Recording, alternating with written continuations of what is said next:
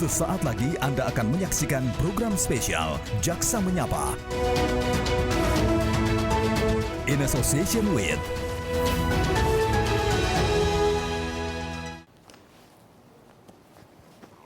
Anda menyaksikan program spesial Jaksa Menyapa bersama saya Dian Mirza.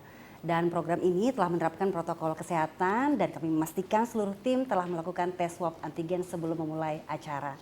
Pemirsa, Kejaksaan merupakan institusi penegak hukum yang bertugas dalam penanganan kasus korupsi, tindak pidana umum, perdata, dan tata usaha negara. Namun dalam struktur organisasi kejaksaan juga terdapat Jaksa Agung Muda Pembinaan atau yang biasa disebut dengan Jambin. Lalu apa saja tugas dan fungsi dari Jaksa Agung Muda Pembinaan dan mengapa keberadaannya sangatlah penting untuk memperkuat institusi Kejaksaan Republik Indonesia. Untuk membahasnya lebih lanjut telah bergabung bersama kami Jaksa Agung Muda Pembinaan Bapak Bambang Sugeng Rukmono.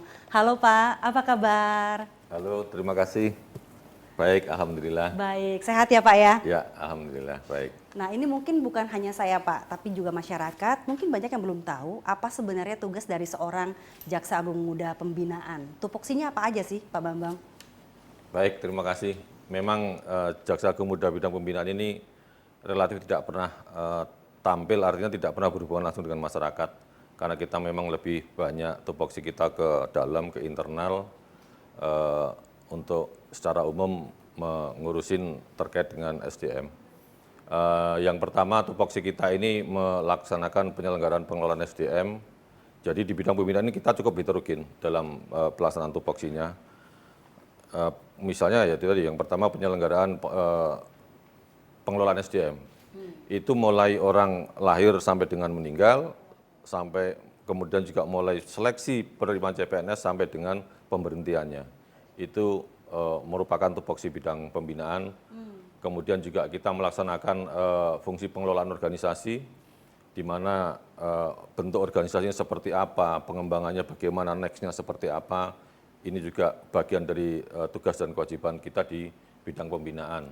Selain itu juga kita melaksanakan perencanaan dan pengelolaan anggaran.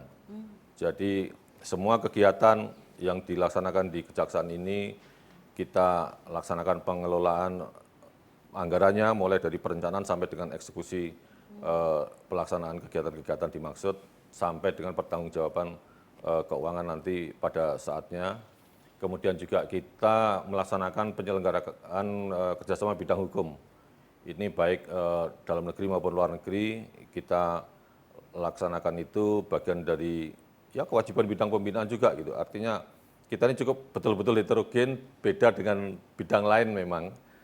Jadi ini juga perlu ada penguatan dalam hal kerjasama kita, baik antar instansi maupun dengan aparat penegak hukum lain di seluruh dunia, di dalam dunia internasional itu. Kemudian juga ada tupoksi di kita, ini terkait aset-aset kita kelola, asetnya mana saja, kita tertibkan, dan seterusnya jangan sampai hilang, dan kita bisa optimalkan pengelolaan BUMN ini semaksimal mungkin dalam mendukung tupoksi kita. Kemudian juga penyelenggaraan statistik kriminal dan penerapan sistem teknologi informasi. Ini IT kita, di mana era pandemi ini alhamdulillah kita bisa cepat beradaptasi untuk beralih terhadap ke teknologi informasi sehingga semua kegiatan ini bisa tersupport dengan baik. Dan yang terakhir ini kita ada pengelolaan terkait PNBP, penerimaan negara bukan pajak, melalui pemulihan keuangan negara, baik itu berupa barang rampasan, barang sitaan, uang pengganti, ataupun penerimaan negara bukan pajak yang lainnya. Jadi ternyata tugasnya cukup banyak ya Pak ya, tidak hanya terkait kepegawaian, betul, tapi juga pengelolaan anggaran di sana, penerimaan pendapatan bukan pajak juga di sana. Ya, cukup Pak, kompleks kita. Ternyata kompleks. Nah, ini yang saya mau tanya lebih detail Pak, ini terkait unit kerja pusat pemulihan aset nih Pak. Nah ini kan juga terkait dengan pemulihan keuangan negara, yang katanya juga jadi muara keberhasilan penanganan kasus korupsi.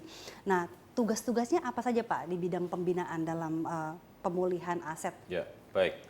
Jadi untuk pemulihan aset ini kita ada pusat, namanya Pusat Pemulihan Aset.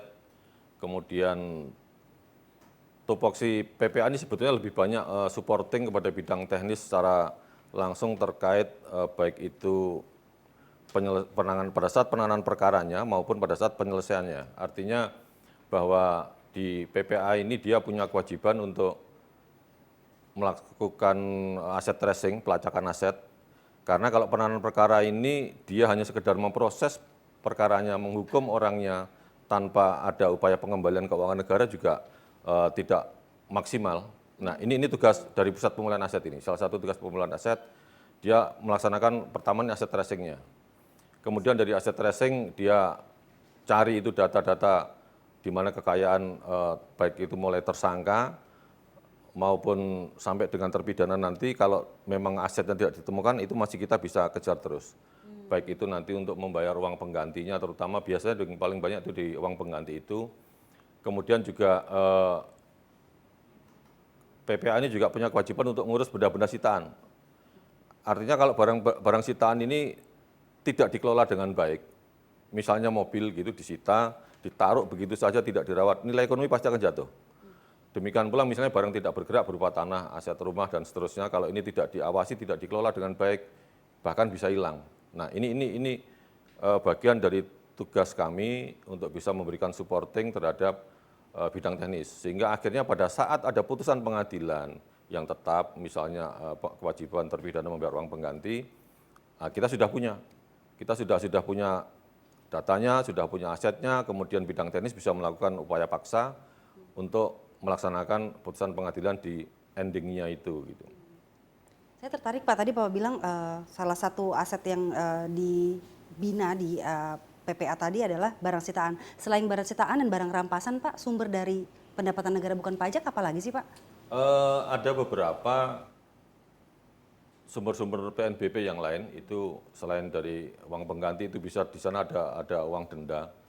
Denda ini juga bagian dari pemasukan PNBP kita, kemudian juga dari uang pengganti, kemudian dari tilang itu juga bagian dari PNBP yang bisa kita kejar, maupun pemanfaatan dari aset-aset yang ada dari BUMN kita ini, apakah itu nanti dimungkinkan untuk kerjasama dengan pihak ketiga dan seterusnya, itu juga bagian dari PNBP yang kita kejar untuk bisa kita setorkan ke negara. Baik, lantas kalau mekanisme pengelolaannya seperti apa tuh Pak? Ya. Terkait mekanismenya, sekali lagi kita optimalkan koordinasi dengan pihak-pihak terkait. Seperti? Misalnya kalau dalam hal terakhir ini kita kasus Jiwasraya misalnya, ada aset perusahaan yang harus kita sita, kita kelola, kita tidak mampu mengelola itu.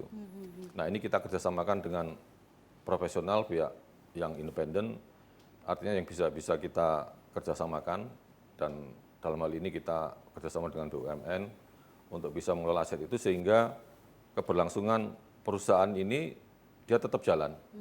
Kemudian dari sisi nilai ekonomi juga tetap tidak hilang, potensi itu tetap bisa kita ambil dan seterusnya. Sehingga mekanisme pengelolaan ini sudah menggunakan sistem juga kita mengacu teknologi informasi, kita optimalkan peran TI itu dengan teknologi informasi ini kan juga bisa akan memudahkan dalam hal pendataan aset, kemudian dari sisi nanti ada rekonsiliasi data, sudah sesuai belum, jangan sampai nanti tercatat di Kejaksaan Negeri tetapi tidak terpantau di kita atau sebaliknya. Sehingga ini juga akan berpotensi hilang. Artinya kalau kita sudah digitalisasi data, ini akan membuat lebih mudah pengawasannya dan dalam hal pelaporan, sehingga untuk controlling jauh lebih memudahkan kami. Baik, selama ini yang dilakukan sudah? Sudah. Kita sudah ada sistem ARSIS yang dibangun oleh Pusat Pemulihan Aset, kemudian di sana juga sudah tersambung dengan Omspan yang dari Kementerian Keuangan.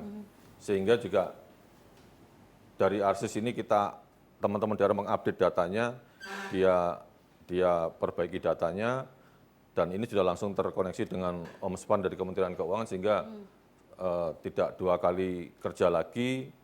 Dan sekali lagi namanya kita bekerja ini kan tetap selalu harus kontrol gitulah, sehingga data yang ada di kita juga akan terkontrol oleh data di Kementerian Keuangan. Jadi potensi data yang terselip kayak model-model sistem register yang lama ini, waduh sangat sangat memusingkan kita begitulah. Karena ya itu tadi, Ada aja yang tertinggal seperti ada itu. yang tertinggal sehingga luput dari pantauan kita, potensi kerugian negara malah bisa muncul di sana begitu. Baik, itu tadi dari mekanisme pengelolaannya ya Pak Bambang. Nah, ini bagaimana terkait dengan penegakan hukumnya, bagaimana bidang pembinaan melakukan fungsi kepada bidang teknis dalam penegakan hukum. Tapi jawabin nanti ya Pak ya, setelah jeda pariwara berikut ini. Untuk itu tetaplah bersama kami di program spesial Jaksa Menyapa.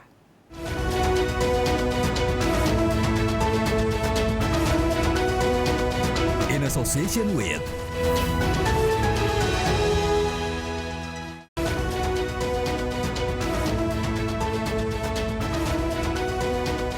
In association with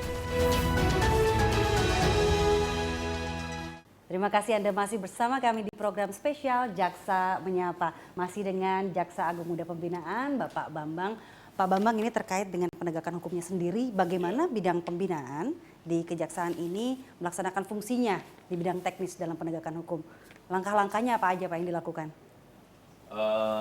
Iya, jadi seperti saya sampaikan tadi bahwa pembinaan ini lebih banyak supporting sifatnya dia kepada bidang-bidang ini, khususnya kalau untuk bidang teknis, kita memberikan dukungan mulai dari persiapan SDM-nya nih. SDM-nya bidang teknis ini dengan era digitalisasi ini tingkat kejahatan sudah sangat kompleks. Ya. Sehingga harus diimbangi dengan jaksa-jaksa yang punya pemahaman, pengetahuan, dan pengalaman yang cukup, sehingga otomatis kita harus siap dengan SDM yang unggul, dengan cepat kita sesuaikan dengan kebutuhan di lapangan, seperti apa perkembangan, ya mohon maaf, tingkat kejahatan di masyarakat ini. Kemudian selain SDM kita juga melaksanakan dukungan anggaran dan sarana prasarana, karena bagaimanapun juga tanpa penganggaran kita nggak bisa jalan. Karena kegiatan penanganan perkara ini butuh energi yang cukup tinggi, baik itu mulai pemikiran maupun sarana prasarana dukungannya harus cukup kuat. Karena kita harus beradu cepat ini dengan para pelaku, jangan sampai mereka keburu menyembunyikan hasil kejahatannya sehingga kita tidak bisa lacak dan seterusnya. Kemudian juga kadang ini kalau melintas negara bahkan kita perlu adanya kerjasama, dukungan kerjasama hukum. Dukungan kerjasama hukum ini baik dalam negeri maupun luar negeri itu kita lakukan, dan itu sering kita sudah laksanakan. Kalau di dalam negeri otomatis kita antar instansi, kita harus bisa saling support, bisa lakukan saling mendukung, khususnya misalnya kalau terkait penghitungan kerugian keuangan negara kita dengan BPK atau BPKB misalnya. Kemudian kalau terkait bidang-bidang teknis ya kita tetap libatkan dengan kementerian lembaga atau bidang teknisnya, sehingga bisa teman-teman ini dalam melaksanakan tupoksinya bidang teknis ini bisa tersupport dengan baik. Kemudian terkait untuk tata kelola SDM ini kan juga kita sudah persiapkan betul dari awal gitu, mulai saat kita seleksinya. Kemudian kalau untuk yang teknis ini kita ya sekali lagi bekalin dengan pengetahuan-pengetahuan yang diperlukan pada saat itu, sehingga saya juga harus bisa cepat nih berpikir kira-kira apa yang dibutuhkan di lapangan untuk teman-teman teknis gitu. Terkait misalnya melaksanakan kegiatan kemarin Jiwasraya nih, saya harus perkuat mereka terkait asuransi, pemahaman terkait hal itu apa-apa yang diperlukan mereka. Nah, kita harus cepat support dengan menggandeng pihak-pihak tertentu untuk kita lakukan, memberikan kayak in-house training singkat gitu kepada teman-teman, sehingga paling tidak dia sudah punya gambaran dulu apa-apa sih yang terkait asuransi, misalnya pasar modal dan seterusnya terkait masalah-masalah keuangan. SDM-nya cukup Pak? SDM kalau dari analisis beban kerja kita sebetulnya ya kurang, tetapi kan kita juga realistis, artinya bahwa negara ini punya batas kemampuan untuk memenuhi itu gitu, sehingga ya sudah kita optimalkan apa yang ada ini dengan berbagai cara sehingga tidak mengganggu kinerja kita dan kita tetap bisa berkinerja optimal. Nah, ini khususnya untuk tim yang di lapangan. Ini kan pasti banyak Ya. godaannya ya, Ya. dalam bidang Ya. pembinaan ini untuk menjaga integritas di jajaran Bapak seperti apa Pak? Ya yang pertama kita bekalin lah dengan pemahaman yang cukup terhadap teman-teman untuk peningkatan integritas kita ini, apa-apa yang harus dilakukan di lapangan. Kemudian yang jelas juga pengawasan ini kita jalan terus, kita pantau pelaksanaan teman-teman di lapangan sebagaimana yang harus dia lakukan ini. Karena kalau kita temukan kawan-kawan yang melakukan kesalahan, ya pasti sanksinya kita cukup keras gitu, kita laksanakan itu. Tetapi kalau teman-teman yang berprestasi, terukur prestasinya, kita juga pasti kita kasih reward. Dan ini kita yakinkan ke teman-teman bahwa ini kita laksanakan. Sehingga teman-teman di lapangan ini yakin dia bisa lebih percaya diri dalam melaksanakan tugas di lapangan, selain penguatan di dalam pengawasan ini, kita juga hari ini kita tadi dapat apresiasi terkait dari Kemenpan ini penghargaan WBK, WBBM, wilayah bebas korupsi dan wilayah birokrasi bersih melayani. Dan alhamdulillah kita juga dapat apresiasi ini bidang pembinaan, kita bisa lolos. Ini juga bagian dari upaya kita untuk memberikan pemahaman ke kita, ke teman-teman bahwa mindset kita harus beralih, jangan sampai sistem yang dibangun ini ada peluang orang untuk berkolusi dan seterusnya. Iya, ya termasuk misalnya kita buat PTSP, kita hindari pertemuan antara tamu dengan teman-teman yang menangani perkara, jangan sampai terjadi konflik of interest, serta kita berikan pelayanan kepada masyarakat ini sebaik-baiknya, sehingga dia kalau mencari informasi juga tidak harus bertemu atau mencari siapa jaksa yang menangani dan seterusnya. Tetapi sistem informasi ke publik ini kita bangun, kita siapkan sarana prasarana sehingga masyarakat akan mudah mengakses apabila memerlukan sesuatu dan ya terinformasilah ke publik begitu. Tadi saya tertarik jawaban Bapak sebelumnya bahwa semua sekarang sudah terintegrasi seperti itu. Nah, di dalam rapat kejaksaan juga tahun ini, tahun 2021 ada yang namanya sistem satu data ya Pak ya? Oh ya. Sistem satu data ini, Bapak bisa jelaskan Pak? Ya, tahun ini kita sudah canangkan bahwa kejaksaan ini sudah kejaksaan digital.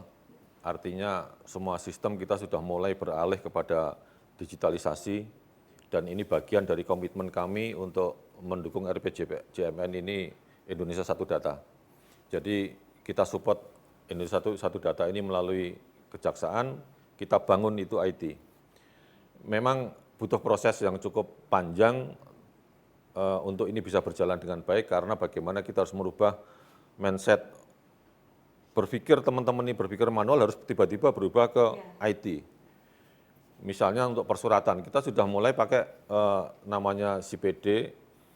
Jadi semua surat ini kita sudah mulai jalankan dengan sistem paperless. Jadi surat masuk diterima di PTSP ini selanjutnya sudah kita bisa real time masuk pada sistem masing-masing. Bahkan khususnya di pembinaan ini di Biro Kepegawaian, dia sudah melaksanakan untuk SK juga sudah nggak ada lagi hard copy. Jadi SK ini diproses, usulan itu sudah pakai online, mereka upload persyaratan data-datanya, Biro Pek memproses, terbit SK, kita kirim melalui email. Sehingga kita sudah nggak bersurat lagi dengan hard copy, teman-teman di daerah bisa langsung ngeprint SK-nya tersebut, baik itu SK mutasi, promosi maupun SK kenaikan pangkat. Kemudian untuk di bidang teknis kita juga sudah ada namanya CMS. CMS ini juga sudah mengakomodir semua bidang teknis terkait penanganan perkara sesuai dengan tahapannya. Artinya data-data penanganan perkara bisa kita lihat di situ, kita bisa buka di sana, dan semua informasi sudah ada di sana. Sehingga betul-betul kita integrasikan baik mulai penanganan perkaranya, kepegawaiannya, dan nanti kita hubungkan juga dengan perencanaan penganggarannya. Baik, nah ini kan digitalisasi sudah usaha untuk upgrade SDM-nya juga sedang dilakukan. Ya. Nah bagaimana dengan birokrasinya nih Pak? Karena kan cepat lambatnya proses penegakan hukum juga kan tergantung dari birokrasinya sendiri. Nah, ya. itu tapi jawabnya nanti ya Pak ya. Oke. Setelah jeda pariwara berikut, pemirsa tetaplah bersama kami di program spesial Jaksa Menyapa.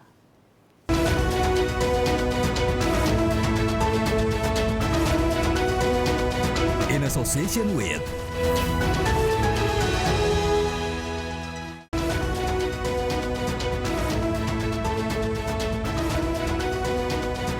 association with. Anda masih menyaksikan program spesial Jaksa Menyapa, masih bersama dengan Bapak Jaksa Agung Muda Pembinaan, Bapak Bambang Sugeng Rukmono. Pak, tadi Bapak berbicara soal mengupgrade SDM-nya, proses digitalisasi yang makin canggih di tubuh kejaksaan. Nah, bagaimana dengan birokrasinya? Kan cita-citanya Pak Jokowi ini untuk membentuk reformasi birokrasi yang efisien dan bersih. Nah, bagaimana dengan di tubuh kejaksaan mengimplementasikannya? Baik, terima kasih. Jadi di kami juga kita sudah laksanakan reformasi birokrasi, kita sudah jalankan dan semua satker kita dorong ke daerah. Di struktur kita ini juga sudah ada kabak reformasi birokrasi, artinya kepala bagian ini dia bisa concern full untuk memikirkan terkait reformasi birokrasi di kejaksaan ini, sehingga endingnya nanti pelayanan kepada publik ini bisa optimal kita berikan yang terbaik. Artinya baik itu pelayanannya berjalan lancar, transparansinya kita dapat, akuntabilitasnya dapat, dan bebas dari korupsi dan kolusi serta nepotisme. Ini kita buat sistem, kita bangun aplikasi sehingga bisa semua ini bisa kita dapatkan dari sana. Kemudian yang kedua juga terkait penataan organisasi. Ini sebagai langkah konkret kejaksaan untuk melaksanakan penyederhanaan organisasi, bagaimana yang disampaikan pidato Presiden dalam sidang paripurna MPR tanggal 20 Oktober 2019 lalu, kita juga mengikuti itu dalam arahannya di mana perlu dilakukannya penyederhanaan organisasi. Kita sudah pangkas kurang lebih 4.345 jabatan struktural kita rampingkan, kita alihkan kepada jabatan fungsional tertentu yang sudah kita alokasikan untuk teman-teman ini dari peralihan ke struktural ke fungsional. Artinya polisi presiden sangat bagus sekali bahwa jangan sampai pegawai ini dirugikan dari sisi take home pay-nya, sehingga diakomodirnya dari struktural diakomodir ke fungsional. Dan ini sudah kita laksanakan dengan mengalihkan jabatan struktural tersebut ke fungsional yang berbasis pada keahlian ataupun keterampilan dan kompetensi yang harus dimiliki oleh setiap SDM. Tantangannya Pak selama ini yang dirasakan di bidang pembinaan, selain kurangnya SDM ya Bapak bilang tadi? Ya. Tantangan kami ini untuk bisa mengatasi terkait dengan anggaran. Anggaran kita ini terbatas banget, tapi nanti kalau saya sandingkan dengan aparat penegak hukum lain nanti nggak ketemu itu.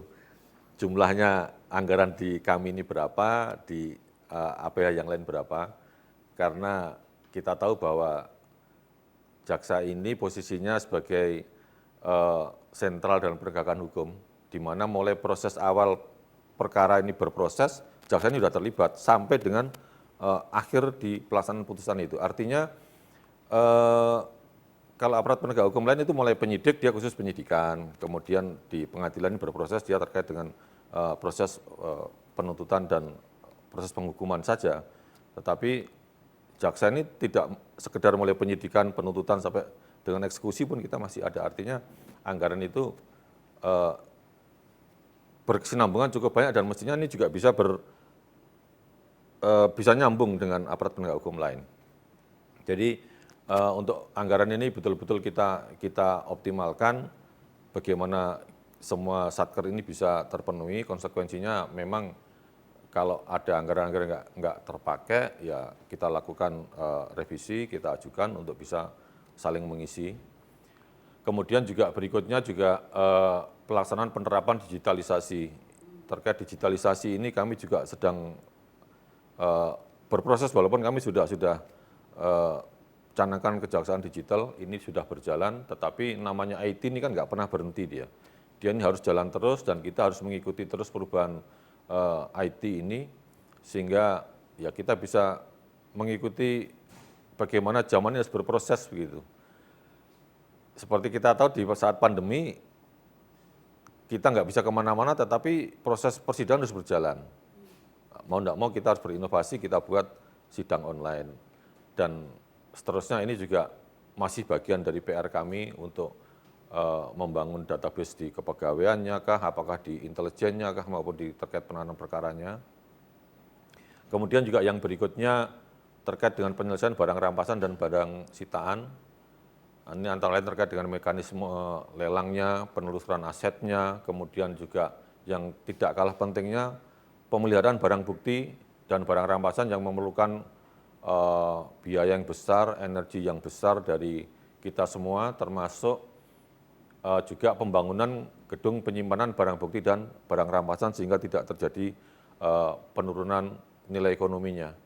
Ini yang masih jadi tantangan kami ke depan ini karena ya barang rampasan, barang sitaan ini kan terkait dengan penanganan perkara. Setiap ada perkara masuk pasti ada itu. Ya, satu pertanyaan terakhir Pak sebelum kita mengakhiri program ini Pak. Harapan dari seorang Pak Bambang, Jaksa Agung Muda bidang pembinaan Pak, untuk kemajuan di institusi kejaksaan. Ya harapannya nih ke depan juga jajaran bidang Jaksa Agung Muda pembinaan ini tetap harus lebih dapat berinovasi untuk pelaksanaan tugas-tugasnya karena kita harus mensupport semua bidang untuk bisa berkinerja secara optimal dan juga berbagai tantangan dan tugas-tugas berat yang masih menunggu di depan khususnya di era pasca disahkan RUU Kejaksaan ini menjadi undang-undang. Ini juga bagian tugas berat yang harus kami tuntaskan karena harus ada banyak penyesuaian-penyesuaian yang kita lakukan di sana. Namun demikian tantangan dan tugas berat tersebut harus menjadi ya pemicu bagi kita lah untuk lebih kreatif dan produktif lagi dalam melaksanakan tugas-tugas kita. Kemudian juga ada beberapa agenda yang menjadi prioritas bidang pembinaan ke depan ini antara lain misalnya kita akan meningkatkan pelatihan kolaboratif bagi seluruh pegawai. Anggaran saya terbatas, saya harus cepat meningkatkan kapasitas SDM saya. Sehingga saya akhirnya ada ide teman-teman ini untuk berkolaborasi dengan kementerian lembaga ataupun BUMN dalam rangka memberikan pelatihan, misalnya dengan kalau kami ini perlu penguatan terkait pemahaman ilmu perbankan, saya kerjasama dengan perbankan. Nanti perbankan ngasih ilmu kepada kami ngasih ilmu juga terkait hukum kepada mereka. Iya. Kemudian misalnya lagi masalah kehutanan atau lingkungan hidup. Kami kerjasama dengan Kementerian Kehutanan dan Lingkungan Hidup. Mereka mengasih kami bekal terkait bidang itu. Demikian pula kami memberikan ke sana. Demikian pula dengan kementerian lembaga lain sesuai dengan isu apa sih yang kita butuhkan di sana gitu. Sehingga teman-teman jaksa ini bisa terbekali dengan baik, saya tidak perlu banyak dukungan biaya begitu.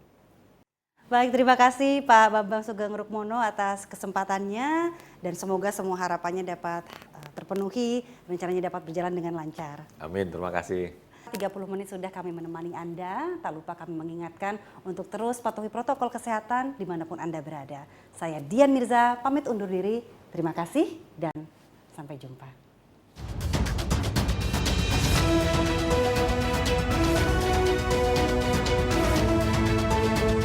Terima kasih Anda telah menyaksikan program spesial Jaksa Menyapa. In association with